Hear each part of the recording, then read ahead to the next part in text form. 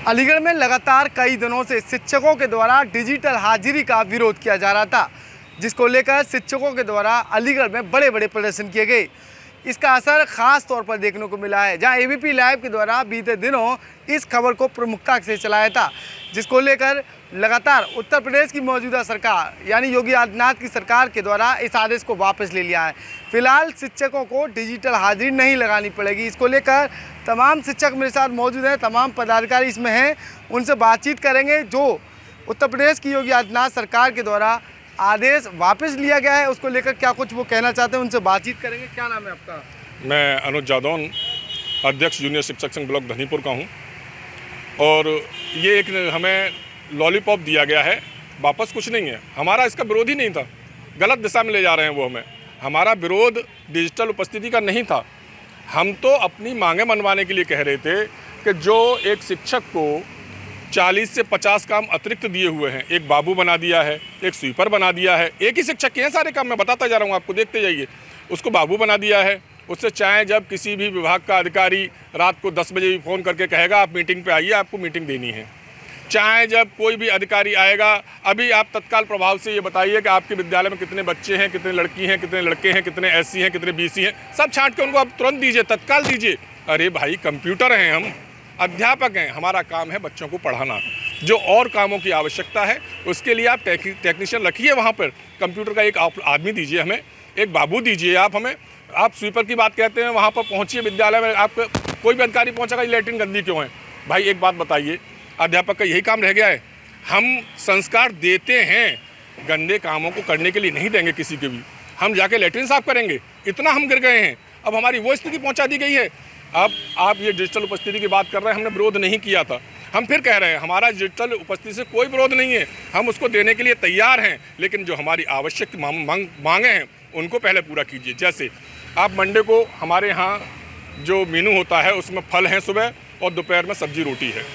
अब जहाँ एक विद्यालय में 300 से लेकर 500 तक बच्चे होते हैं, क्या यह संभव है कि एक अध्यापक सुबह 500 फल लेके विद्यालय पहुँच जाए? क्या ये संभव है कि वो अध्यापक उन सभी 500 बच्चों के लिए सब्जी लेकर वहाँ पहुँच जाए समय से, वो भी 8 बजे?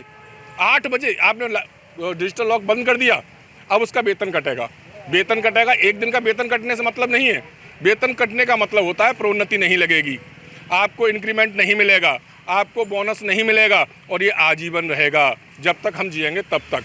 हमारी मूल समस्याएं थी, हमारे इनको धरातल को आप मजबूत कीजिए, पहले हमारी पुरानी पेंशन को दीजिए हमें। हमारी जो महिलाएं अपने मूल स्थान से यानी जिला मुख्यालय से लगभग 40, 50, 60 किलोमीटर जाती हैं, कैसे जाती हैं भाई? आप देखिए ज़रा, योगी जी आपके नहीं हैं बीवी बच्चे तो कम से कम हमारे घर तो ध्यान दीजिए। वो किसी न किसी के बीवी बच्चे हैं, आपकी माँ बहन हैं, उनसे भी आप संपर्क रखिए कि किस तरह से एक परिवार को चलाया जाता है। ये तो सभी जानते हैं, परिवार चलाना सीखिए योगी महाराज।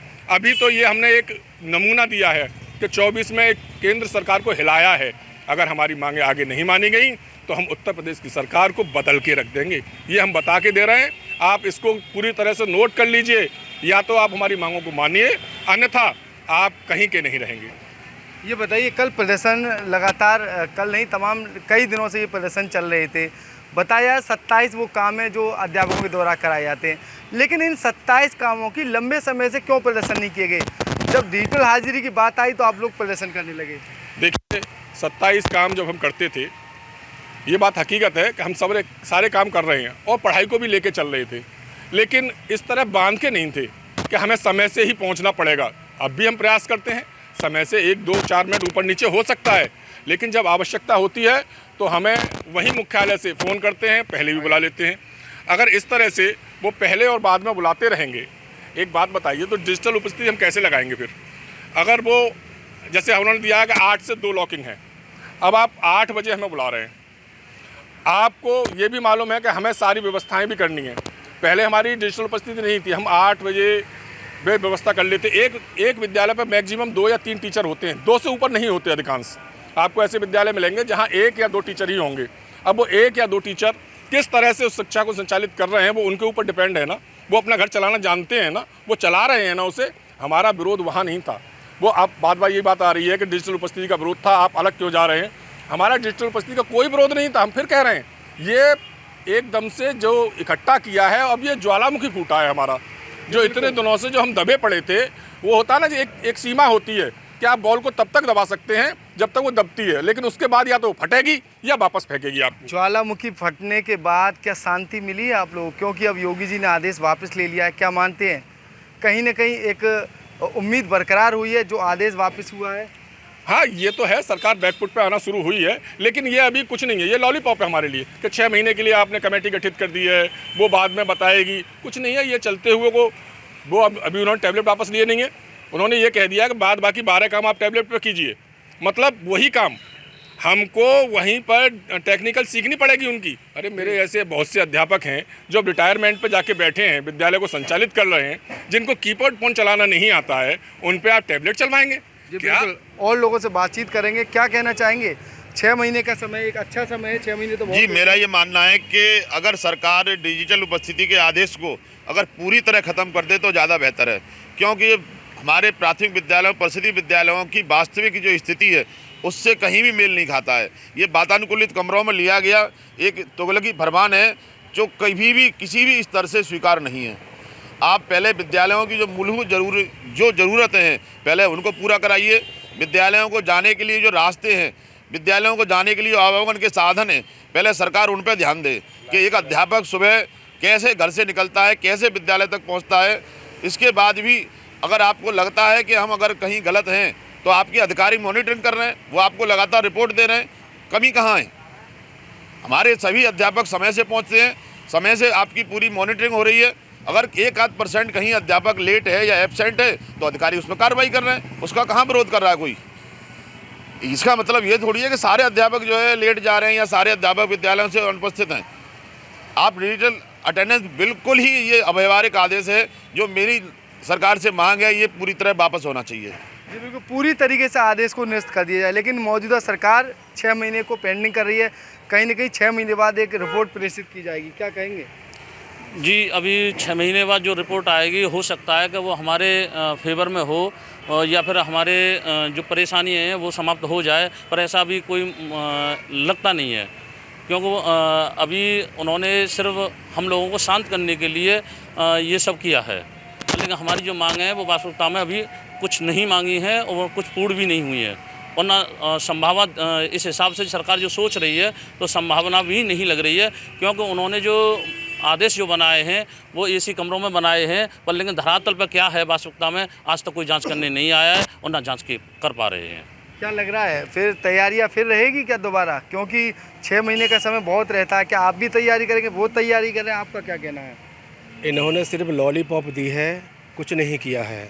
हमारी जो मांगें हैं वो ये है कि सच्चे मायने में तो हम इस व्यवस्था को दिल से स्वीकार करते हैं, इसके विरोध में नहीं है, परंतु हम पढ़ाने के अलावा कोई और काम करना नहीं चाहते।